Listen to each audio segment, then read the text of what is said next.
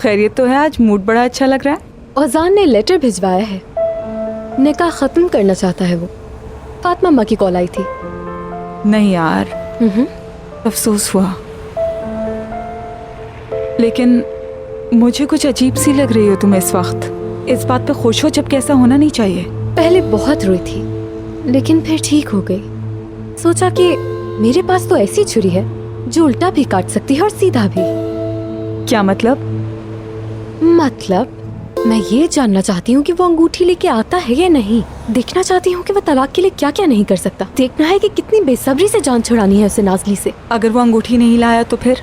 जब तक अंगूठी नहीं आएगी शादी कायम रहेगी। वैसे मुझे ये आइडिया कुछ अच्छा नहीं लगा, बहुत रिस्की है। अगर कुछ गड़बड़ होगी तो सब खत्म हो जाएगा।